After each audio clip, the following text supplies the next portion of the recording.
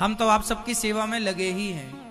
एक व्यक्ति भूखा रह गया तो यज्ञ पूरा नहीं हुआ। अब सब पांडव गए, महाराज जी चलिए प्रसाद पाइए हमारे घर। संत जी ने कहा नहीं, हम तुम्हारे बुलाने से नहीं जाएंगे। अच्छा फिर कैसे जाएंगे? बोले हमें लेने द्रौपदी आए। द्रौपदी आई, महाराज जी चलिए भोजन करिए, आपके बिना यज्ञ पूरा नहीं हो रहा है। संत जी बोले हम भोजन एक शर्त पर करेंगे, हमें 500 यज्ञ का पुण्य चाहिए। पहले 500 अश्वमेघ यज्ञ का पुण्य। द्रौपदी बोली अभी तो एक ही पूरा नहीं हो रहा है आपके खाए बिना, अब 500 का कहां से लाएं? तो संत जी बोले जाओ फिर, हम नहीं जा रहे हैं तुम्हारा भोजन करने, पहले हमें पुण्य दो। कौन सा पुण्य? 500 यज्ञ का जो पुण्य होता है वो हमें दो। अब द्रौपदी चक्कर में पड़ गई, पांचों पांडव चक्कर में। अब इनका संकट कौन टाले? तो घूम फिर के कन्हैया भगवान के पास गई द्रौपदी, प्रभु क्या करें? भगवान बोले द्रौपदी बोल दो कि प्रभु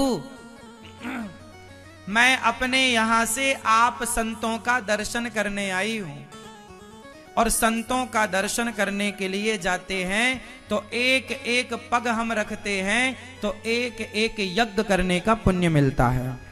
तो तुम घर से यहां तक आई तो तुमने सैकड़ों पग रखे, हजारों पग रखे, तो कह दो कि महाराज मैंने आपके दर्शन के लिए जो घर से यहां तक हजारों कदम रखे, उन हजारों कदम के पुण्य में 500 कदम का पुण्य आप रख लो, बाकी पुण्य मेरे पास रहेगा।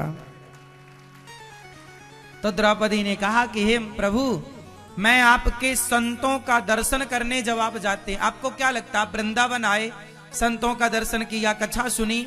अरे आपने कथा भले ना सुनी, आप भले आए और चले गए, लेकिन धाम के लिए, वृंदावन के लिए, बिहारी जी के लिए, संतों के दर्शन के लिए आपने जितने कदम रखे घर से यहां तक, वो एक एक पग में एक एक यज्ञ का पुण्य आपके नाम है।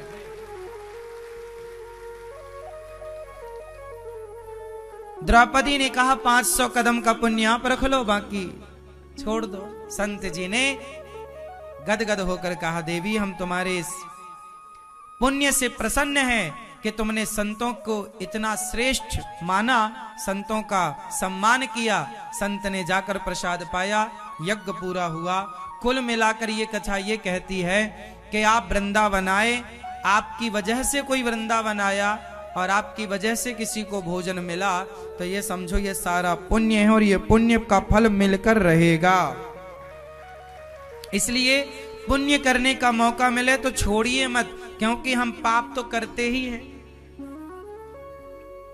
पाप तो होते ही हैं, पाप करना नहीं पड़ता, वो हो जाते हैं, पुण्य करने पड़ते हैं।